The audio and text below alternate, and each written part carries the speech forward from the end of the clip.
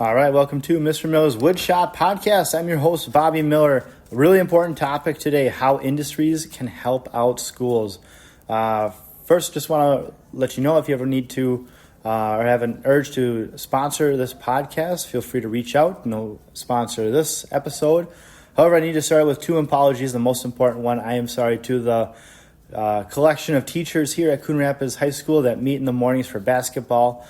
I did not sleep in. I have two little kids that kept me up late, and they were awake from 2 to 4, and my wife stays home with my kids, and so I decided just to call off, emailed, say, hey, I won't be at basketball at 6 a.m., and nobody understood, and I know that I am in the wrong, and I will definitely not do that again next time.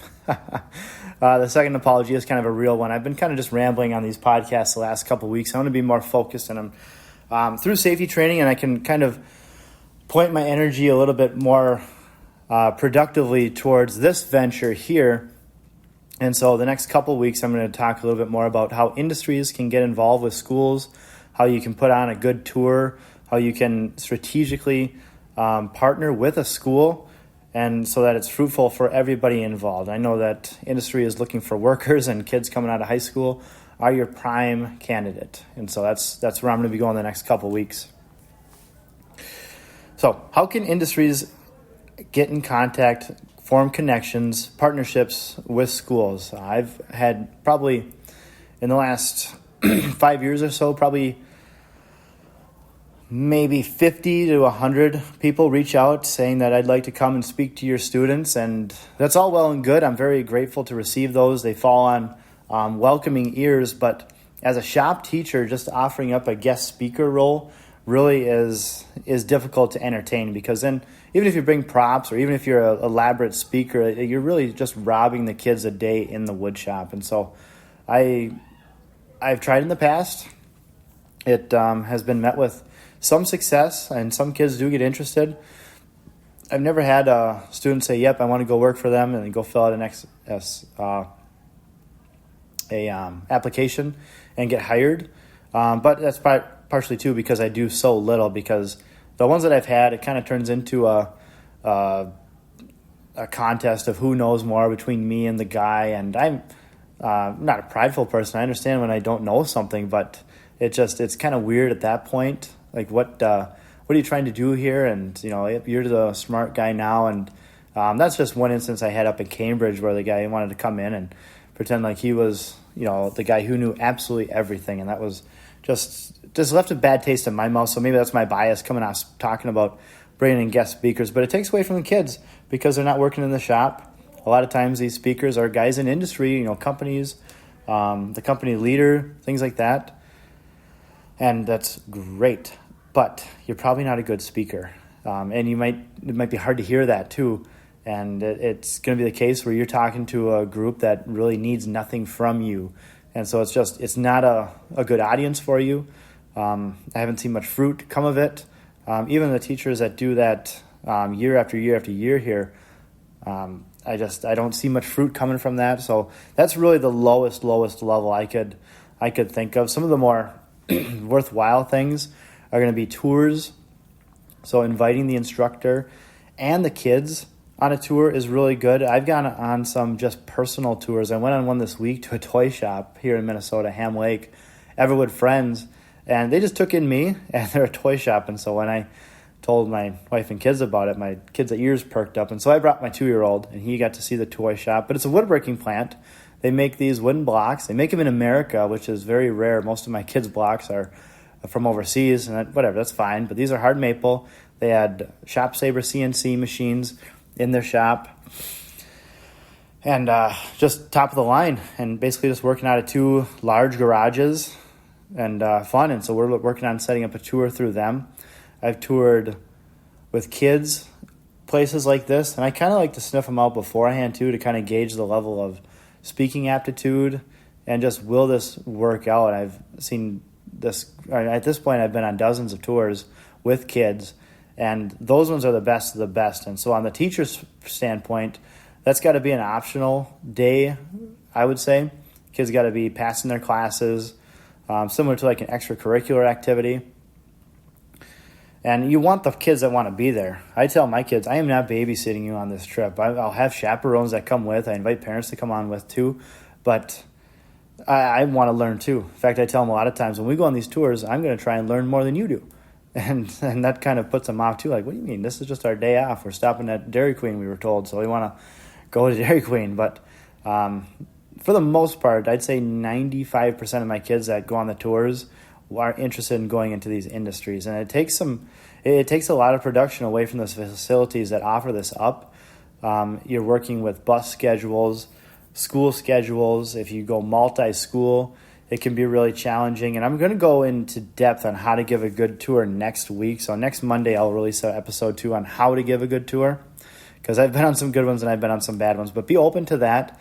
And if you're interested in that, accommodate for that, because it's a big kind of thing. And so flexibility and working closely with the actual teacher or advisor that's bringing the kids with is a good thing. And I try to hone in on a class rather than just the career person. The career person at any school, career and college tech person, is probably a good resource for you to reach out to. In fact, I'll go through kind of a list of people you probably want to start with, and if you don't know anybody at a school. But the shop teachers are probably going to be the best for seeing what they're interested in, how you can serve them. One teacher in the district here, he teaches metals, and he does, I think it's only once a year he goes on tours, but his condition is, if I'm going to take my class away from the school and see your shop, it's got to be a donation kind of thing too. He only tours shops that donate to his program, and I think that's wonderful. I would love to have that as my metric too, but I just don't get that kind of donation. And I want to go on 3 or 4 tours a year with kids so that they can see what's out there, and it helps me too, because it's what's going on. You see the actual workers in action and machines flying and chips and sawdust all over the floor, so that's a good thing. One kind of going back to the guest speaker portion, I actually had reached out to me a gentleman who does HVAC and plumbing, and that's not my skill set, that's not my background. And so he asked if he could come in and be a guest speaker, and I was just about to trash this guy's email, but then he said, I'd like to run your kids through a little demonstration. I'll bring the materials, I'll get all the stuff set up, and so we'll be soldering.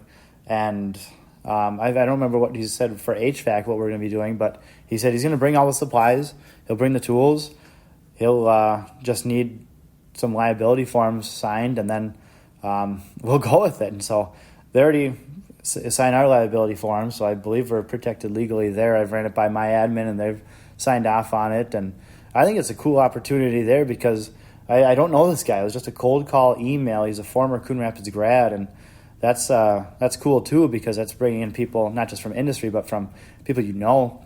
And excited to see what comes about with that. Maybe it's the worst mistake I've ever made, but it's just nothing that's ever been proposed to me, and so I'm excited to at least see how that goes. I think it's going to go well, regardless of whether or not the activity goes well.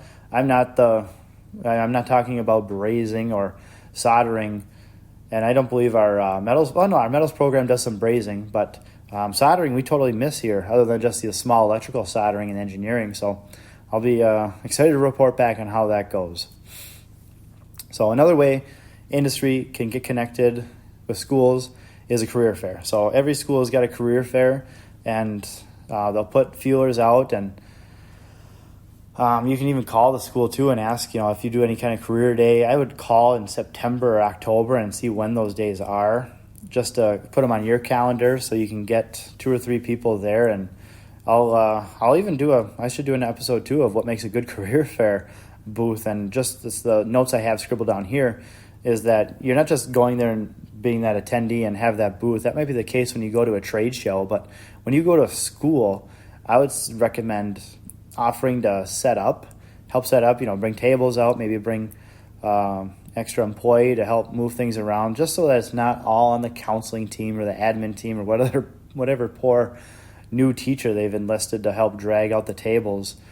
be the one that steps up and does that. And like, oh, you need us here at 8. Okay, well, what if I came at 6:30 and helped you guys get everything set up? Or would the night before help better if I can come in and help set up? That's just one way to just stand out above the crowd, because a lot of businesses do come in and they're on mission and they're doing a good job, but that's just one thing you can help with there. And if you want to offer to help fund the event, or at the very least bring donuts. Sometimes a good career fair will involve an after meeting of all the companies that were there, and offer to be the chairman for that and send out that email, just share the contact list. Any kind of administrator role you can not hijack, but offer to help with has really paid off for us here. And I've got the pleasure of working with some true professionals in the tech ed department here, and our career and college specialists are top brass. So that's career fairs are a big thing. And one thing I'm entertaining the idea of here is holding my own open house in the Woodshop, and then inviting companies to see just us in action, not come in to speak, but just come in. Maybe I'll set up a couple tables where you can kind of have some business cards, or maybe one or two props. I haven't given it much headspace yet to kind of plan this out, but I was benefited all summer by Safety Speed coming through, by working for Safety Speed, because our department head here he runs the internship program, and he was giving a tour of the shop, and this guy, Brian Donahue, saw my class in action and was impressed and wanted to know more. And then so we get talking, and luckily he got the employee of the shop teacher, which is good or bad because I'm back here in the wood shop now. But I think there's good to be had when industry and schools work hand in hand, helping one another. So at open house, I'll probably put out just if we do one this year, I'll probably do a post-mortem and see how it went, and if we'll never do it again, or if we'll do it again. I just got to kind of see how it goes with getting clearance and getting approval for having visitors coming into my class. And I know my classes, well, I'll just tell them, don't worry about these guys. They're fine. I have admin and other teachers come in all the time to see what's going on. We've got open door days where you can come and see some of the other classes and other teaching methods. And I'm usually the one who is invited to be a host on those, which I'm bummed too, because that takes me out of the running for the guy that gets to take the hour off and go see somebody else. But it's an honor, and I think we are doing something good here, and I think I'm helping like the art department totally stole my MO with the QR codes scattered all over the walls and in their project plans, and that's fine. Use it. Let's work. We battle each other for registration numbers, but if everybody's being helped, I think it's a good thing. So check back for that open house. Another way industry can get partnerships with schools is offering to host a paid internship. It's a little insulting at times when these companies reach out and they're looking for labor, and it's usually just the production line. It's the latest and most egregious was a screen printing operation who offered to train our students on how to do some of the menial tasks of screen printing, not pay them, and also do some design work for free. And my head was just spinning reading the email, and I had another teacher show me this email because it came through our graphics head, and he just showed it to me, and then he's like, "I want your opinion on this." And I'm like, I don't think we should ever do business with them, because that's like, you're hitting up the school for free labor. Like that's just a little insulting to me, because I'm a little bit split on internships too. But if you are going to offer an internship for a kid to work, if there's some work program or apprenticeship program through the school, like certainly offer. If your liability forms and your opportunities to bring kids in are available, certainly offer it. Where I'm split on internships and apprenticeships, where kids leave the school during the day to go and work, is that they're taken away from being a kid, but also part of being a kid is figuring out what you want to do. My high school had a wonderful health and occupation program, and so I thought, boy, this is an awesome program. I love sports. Maybe I'll be a sports medicine guy, work for the Minnesota Wild, and So I take that intro class and I loved it. And then like, okay, I'm going to go to the advanced class now because I'm showing interest in this. I might want to do this. That next class was way beyond me. There's other sides in the medical, there's so many sides in the medical field, but I entered the first responder class and then loved that. Then the EMT class, where it's that next level of, hey, people are hurt, time's ticking, you got to know this stuff. Come on, let's go. All right, come on. Just the anxiety just threw me off at that time. I feel like I could do it better now, but that second class, I didn't love, and so I decided, maybe I'll see what is going on in the woodshop. And so, long story longer, I'm a woodshop teacher now. That class served me much better.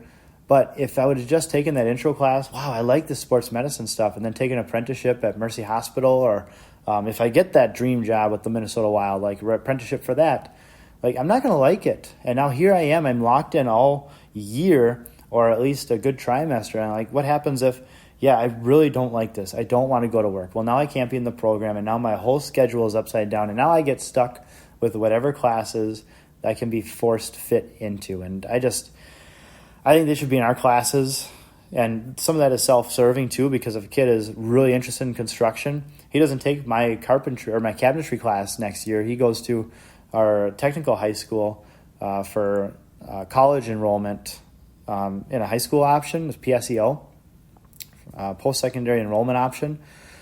And wonderful, great. I'm happy about that, but that dips our numbers.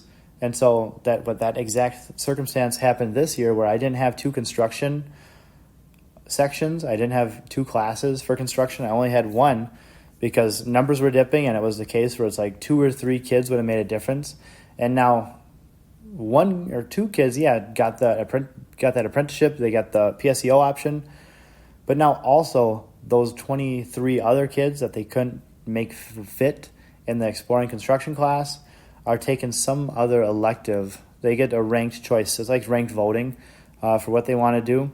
And so if they don't get their first choice, they get their second. And usually their second is in ceramics or VIED or study hall or something. And then they're gone. They're out of here. And so you helped a couple kids in the internship, but you really blasted 25. And that's just too much for me to kind of totally get my weight behind.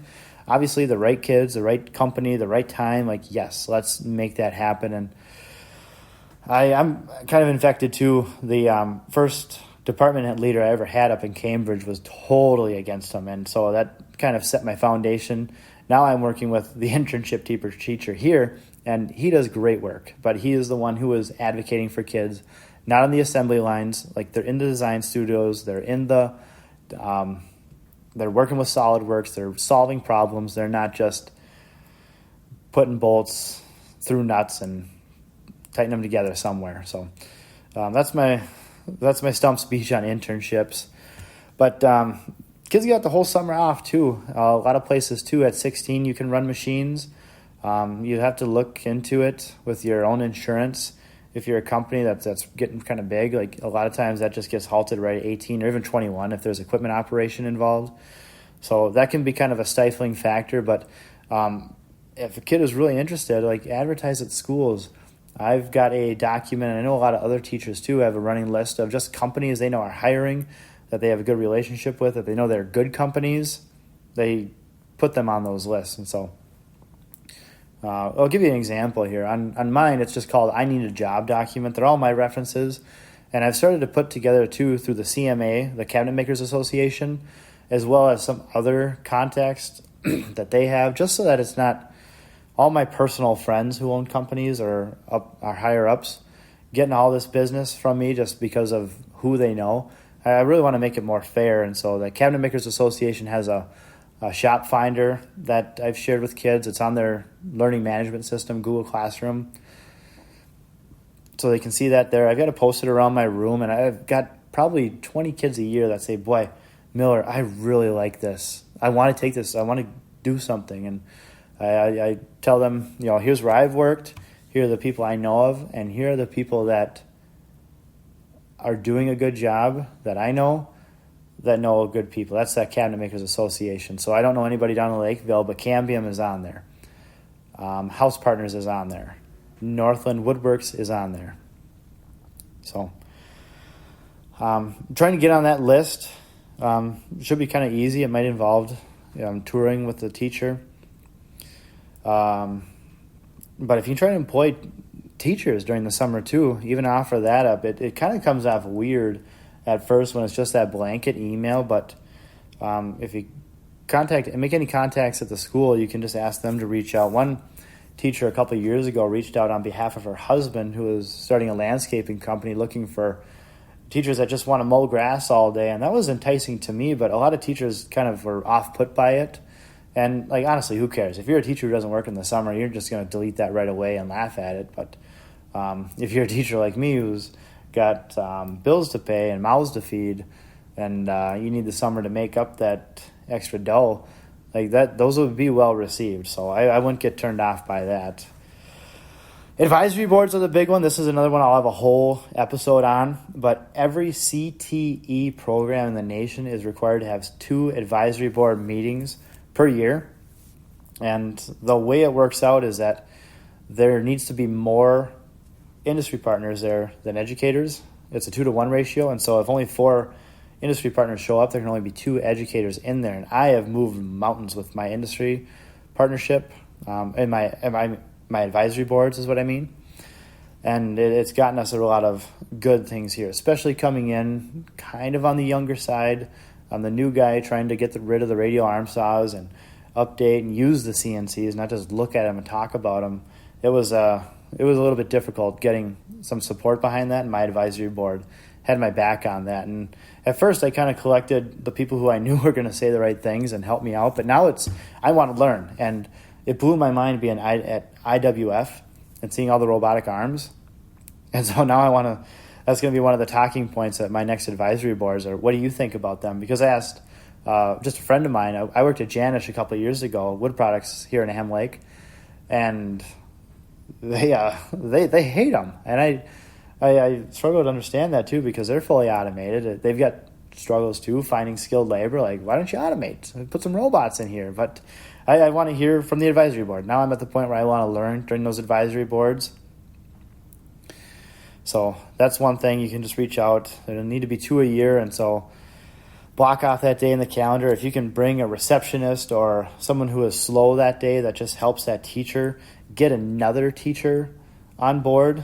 And it's really a sad thing because they're so well-intentioned, and having 2 a year is truly helpful. But in the educator industry, it's looked at as another thing to do, another thing to set up. There's a person whose actually job it is in our district to set it up, and I say, hey, I want to do it. I'll send the emails out. I'll send the invites out. I don't mind doing that because I want it to come out to be pretty good and good for everybody, not just my class, but I want the board members, the advisory board, the industry folks to get something out of it. And just bridge that gap between industry and education is where that kind of happens best. A couple more things I just have kind of scribbled down here, kind of last minute, but check out social media. It's so silly, but kids are on Instagram, and so there are a lot of Instagram shop teachers that put their classes out there. There might be one near you. There are some of the best on there, in my opinion, is when you're trying to market your program. It says that you've got something good going on. And so check social media. You can usually find the teacher's name on the school website, and so you can check LinkedIn. And really, the shop teacher is going to be the best contact you have at a school outside of your own children. So, kind of moving on. But you can find that teacher's name on the website. Maybe check LinkedIn. You can send them an email, but sometimes that kind of falls on deaf ears. I've gotten a lot of messaging on social media because they see my Mr. Miller's Woodshop social media page, and they're like, hey, we want to help. How can we help? I'm like, well, here you go. But the shop teacher is going to be your best contact. After that, I would say the counselors or guidance people in the offices. There's usually a career and college liaison, and so you can get in contact with him or her. And then last ditch, I'd say administration, straight email to the principal. Might get to where it needs to be, forwarded on to the right spot. You might not get a response, but hopefully it lands on the desk of someone who is going to be interested. And maybe if that administrator is supportive, they'll get on board with it too. And then one next suggestion I never thought of, I saw Mark Smith's episode on vision casting in his program, is making a presentation to the school board. And we're the biggest school board in the the biggest school district in the state. So our school board meetings are pretty formal, but there are usually some open mic times. And so if you just find that in that agenda of what's going on for that school board meeting, like hop on that. If you're a smaller district, it might be a little bit more relaxed and you might have more time to present, but make a good presentation, say how you can help, and just kind of reveal like there's a skills trade gap. There's a big change in wind direction here that people want to support the trades, and every educator and school board member probably campaigned on that. Like, okay, but what are you doing about it? Here's the answer. I'm providing it for you. I'll be here on career day. I'll offer a tour. I'll offer to be a guest speaker. I can do a small demonstration for your students. Let me know about any open houses you may have. I can offer paid internships. If your teachers are looking for summer employment, we can work with them on that. I'll happily join your advisory board. I've seen a couple of your social media pages. And then who knows how it goes from there. So school board is probably that last ditch. But if you've got your own children in the school too, and you want to make a case for it, like encourage your child to take one of the classes that could help. Give them an idea of what manufacturing looks like in the educational world. You've probably told them plenty as you're talking about your work day. But I had a wonderful donation come in a couple of years ago. Kid's dad was a big time up at Cywick Lumber out of Jordan, Minnesota. And he said, just send me the order of what you would order from your typical guy and I'll take care of you. And I really didn't know what that meant, and he couldn't have known because his student was in the intro class. Like, well, what do you mean? Are we talking 1,000 board feet, 10,000 board feet? And so I did what he asked. I came in with an order, probably right around 1,000 board foot, some sheet stock, and he came through and got me everything I needed, selector better, one square edge, S3S, just phenomenal. And so thank you, Cywick Lumber, for that donation. That was a couple of years ago. Final thing, this will be another podcast episode in itself too, is encourage volunteerism amongst your retirees. I've got a retired individual, community member here. His grandchildren are now in the program, and he comes in every single day. He's organized the shop. He's built jigs. He's good with kids, and so he can actually handle a question. He's a woodworker. He's not I call him a professional, like the best of the best, but he doesn't care for that, and it's not really true. He knows what he's doing, but about as good as I do. And so he's a wonderful asset around here. He is not paid to be here, sadly. We get him shirts and, put him, give him some honors. But he tells me that it does more for him than it does for me. And I really struggle to see how that goes because just organization and, kind of the housekeeping items that are left on my shoulders, he takes care of for the most part. And that has set us up probably 20 years beyond what we would be on. So that's pretty cool. The bell's going to ring here in a minute, but I want to talk about one last thing since we're kind of wrapping up here. Thanks for listening, but I want to talk about a fire that we had in the wood shop a couple days ago. And so that's probably what I'll title this episode as, Fire in the Wood Shop. But we have a Shaper Origin. We're very grateful for that. Our district paid for it through CTE Perkin funds. And we're figuring it out, right? We're trying to figure it out. And so I use it as about a $4,000 hole saw with all the attachments and tooling that came with it. We're cutting out cornhole boards, and so we just need that 6-inch hole routed out. And so I got a 1/4-inch end mill on there. I showed one kid, and I don't have any video on that yet on how to do that. And so it's just a waterfall method where kids are showing the next kid after I show them, and it kind of becomes a long game of telephone. But one kid was doing everything right. He was doing everything absolutely right, except he was doing it about 10 times, 100 times too slow, where that bit was hardly even moving. It was heating up that wood. I'm walking through. I see a little smoke. I see him locked in. He's doing exactly what he should do, just way too slow. And I see the smoke coming out. I turn the fans kind of towards him so the smoke can not set off the fire alarms in the school. And wait till he's done with the cut, safely removes the bit, and I say, hey, man, I think that's the bell, so I got to run here. But that's a fire you got going on right there. And we pull the tooling back, and there's actually a little ember underneath there. So it wasn't a big-time fire like I explained it in the description here, but it was pretty neat. So figured out, retrained them, and we've got a kick out of it. That's maybe we'll have another whole episode on what what are some of the craziest things that have happened in my wood shop. So that one could probably fill a week's worth of episodes. But thanks for listening. Follow me on all my social media pages. I'm on LinkedIn, Instagram, Facebook, Twitter, YouTube.